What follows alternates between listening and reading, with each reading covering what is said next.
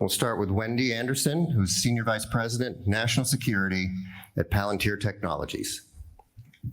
Well, good morning. I just wanted to open the panel by congratulating everyone in the room who is not an American, because it appears as if by the end of the day, you will still have your government fully operational and not shut down.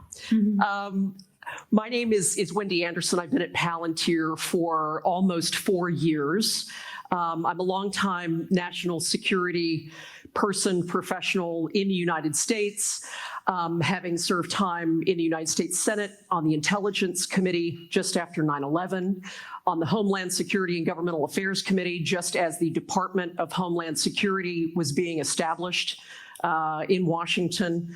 I then had the opportunity to go into the Defense Department and serve in the Obama administration with someone at the time who was the lowly number 3 in the Department of Defense, Ash Carter. He was the Undersecretary at the time for Acquisition, Technology, and Logistics, probably one of the most capable humans I have ever had the privilege of knowing. Had a 5-year, very intense, as you might imagine, set of years with him and Secretaries Gates, Panetta, and Chuck Hagel, with whom I ended my Defense Department tour. Those were still very much the 9/11 years and the post-9/11 years from which we have, perhaps in some ways, looking at the challenge set now, exited with a different set of fears, anxieties, and concerns. I'll leave it there, but I'm very interested in hearing from all of you over the next day and a half or two, and I'm really grateful to be a part of this panel with such talented colleagues. Start by talking a bit about Ukraine. I'd like to read a passage from a recent article that appeared in the Post. This is what it said. 2 Ukrainian military officers peer at a laptop. On the screen are detailed maps of Bakhmut, overlaid with targeting intelligence, most of it obtained from commercial satellites. We can see jagged trenches, thermal images of artillery fire, even a tank marked with a Z behind a picket fence, uploaded by a Ukrainian spotter on the ground. Maybe, Wendy, it would make sense to start with you here. Does this ring any bells, this software? Whether it does or doesn't, what are we talking about when we talk about software, artificial intelligence, and the intersection with warfare? No, Greg, I appreciate the question, and I think I would just start off by saying I'm not going to dive into any specifics of what we may or may not be doing on the software front with regards to the defense piece of Ukraine. There have been pieces come out, a lot of pieces in the last year and a half, and you can certainly read those and wonder what it is that you're reading. I'm happy to have other conversations about this. What I will say is that, Palantir is one company of many different tech and defense technology companies that are doing any number of things technologically to support our Ukrainian friends and allies. We are engaged in supporting the investigations of war crimes atrocities or alleged war crimes atrocities with the Office of the Prosecutor General. We are supporting multiple demining efforts. We are supporting, as the data platform, the resettlement of Ukrainian refugees across Central and Eastern Europe and even into the United States. We are now engaging in the reconstruction efforts and so forth. To Greg's question, and it's a very important one, what I'd love to do for just a second, interested in what my colleagues would have to say, is to say that, there is a very compelling set of uses or very compelling set of ways that software is being leveraged by the Ukrainians. I would make the statement that Ukraine might be one of the tech-savviest countries in all of Europe at this particular point. The entrepreneurial activity, of course, there's an existential underpinning of that, the creativity, the experimentation in the field by warfighters themselves of using this tech for their own advantage, I think is pretty extraordinary. What are they actually doing?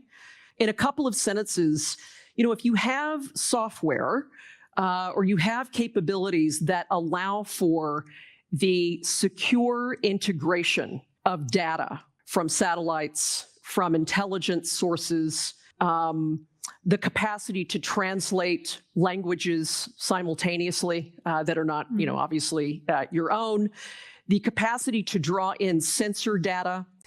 And you have the ability to do that in one place that you can see, experience, and leverage, knowing it's safe, and also knowing that there are data privacy and civil liberties protocols built into the software itself. What you have is decision advantage. What you have is the speed to act, the speed to understand where you are situationally, and make a much set of quicker, informed, database decisions with data at scale. That is where the Ukrainians, I think, competitive advantage comes in here. And it is a central way that I think software is a critical element or an enabler of what the Ukrainians are doing against the Russians. So one of the things that comes up in the panel, in many of the panels yesterday and will undoubtedly come up today, is NATO countries and which countries are and are not meeting their pledges to meet certain requirements of investment in defense capabilities. Wendy, I wanted to read a short line from an op-ed that you published not too long ago, saying that we believe NATO members should include an additional explicit pledge as part of their commitments to spend more on defense, and that is to invest in software and data-driven platforms as a core capability. Why did you say that, and do you see that happening? And then I want to get James's views on how NATO views this question. I would say to James, whose comments I very much appreciated, we'd love to work with you on this idea. You all, particularly the Bureau component that you and David and others lead, has been truly open door in a way that I haven't experienced NATO institutionally in years prior. So the last few years, a large part of that I do think is Ukraine, as you rightly said, have really shifted dynamics within sort of the NATO bureaucracy. So I really do want to offer that piece of feedback. I think, again, Ukraine has highlighted the leveraging power of software, especially on the operational side, as we talk about. And one of the things that I was both in some ways unsurprised by and in other ways disappointed by as an attendee of the NATO Public Forum during the NATO summit in Vilnius in July, was that the word software wasn't used once. And I was sort of thinking, well, I am one of these American sort of tech defense people, like maybe you should get over yourself and just really listen into the other substantive pieces of the conversation. But I thought, we're at it's 2023. And because of what Anu and James both said about China's increasing dominance in this space, we don't have time. And that's not a dramatic statement, right? It's not a statement that I'm just making because I think it's interesting. It happens to be true. And the data shows it. Obviously, I won't get into what any of the intelligence says, but Anu brings up a report that is incredibly concerning. So for us, as a part of the tech sector or the defense technology community within the private sector in the United States, there is almost nothing in terms of how to exercise deterrence, but also to exercise operational capability than the role of software. NATO seems to understand very well, just like our U.S. Department of Defense does, how to talk hardware, right? It's what we've done. That's most of our defense industrial base. And we are grateful for them. We don't make things in the Department of Defense in the United States, right? NATO institutionally doesn't make hardware. We rely on industry to do that. But the way that industry has traditionally been thought of, even really up to now, is hardware. And what we're trying to say is it's not one or the other, it really is both. And this goes back to the integration and the interoperability point that James made. We're trying to figure out how to not close off some piece of this that is central, but how to open the aperture in terms of how we think about the industrial base, how we even use software to extend the life of legacy systems or of those hardware pieces in NATO or in the United States. So we'd like to be able to have this conversation of how do we include software in the mix as we're talking about the importance of software and data in modern warfare, which Ukraine, the example we're discussing, has really highlighted for us in the last 2 years. While Palantir is not strictly, an AI company, we obviously work very closely with AI vendors to, identify ways to safely and responsibly deploy their solutions to support a number of different missions, whether they're U.S. government or whether they're in the commercial space. But we do speak from 2 decades or so of experience in the domain of AI and particularly operational AI. One of the things that I do want to make sure to just put out there, because companies deal with this question in different ways, and we are now, as Palantir, a part, again, of that ecosystem of technology companies that have recently spent time on the Hill with Senator Schumer, who is the leader of the Democrats in the Senate, who pulled together a bipartisan conversation for all members of the United States Senate about what should the guardrails be for using AI.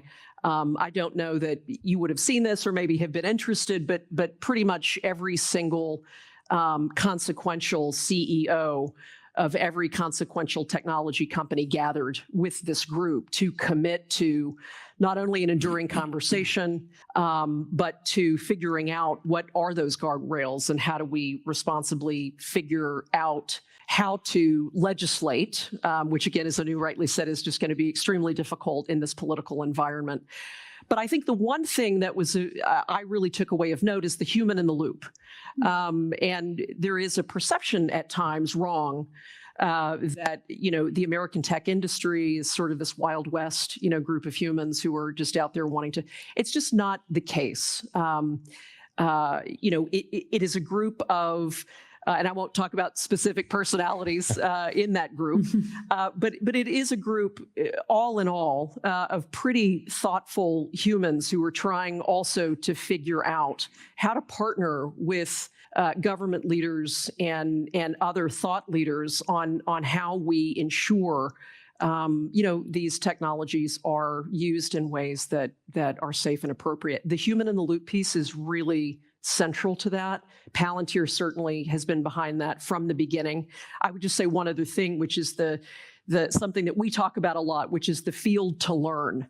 It's highly contextualized, and at least in terms of how we have engaged with these capabilities and technologies, we have been in specific environments and worked with them, and so fielded them, so to speak. And that's how the experimentation happens in circumstances that have restrictions and some sort of controls, but certainly a human who is always there making that last decision.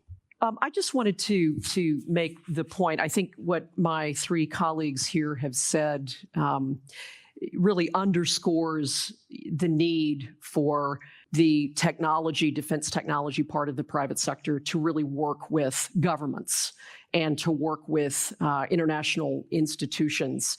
I would just say when James made the point about Google having its own internal sets of conversations about what was ethically appropriate for its workforce to do, and they made the decision in that particular set of circumstances to disengage from the Department of Defense, Palantir happened to be the entity that took over that work.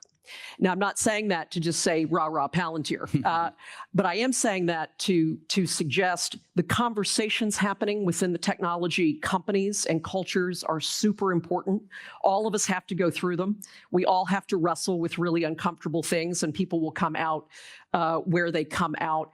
I think it is extremely important, given the geopolitical crises that we are forced to address, and the complexity and sort of chaos and uncertainty in a lot of the situations that sort of are proliferating around the world, that tech companies find ways to support government missions.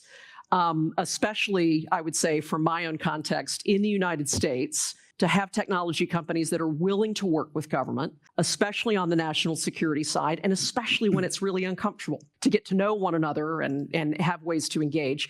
For technology CEOs to be faced with the question, Do we want to sell our tech to the Chinese? Palantir has made a decision absolutely not to do that. Palantir has also made the decision not to sell its technology to the Russians. Now, we made those decisions 20 years ago. I'm not necessarily knocking other companies at all for playing in the biggest market globally. But we've made a particular decision because we do understand that the Chinese military is wanting to acquire these technologies to be dominant globally. We are not going to contribute to that. So I think it's interesting to also, from the American perspective, think about other CEOs, the questions that they might ask themselves about what they're going to do or not do on the basis of what our adversaries are doing. So I just wanted to make that last point.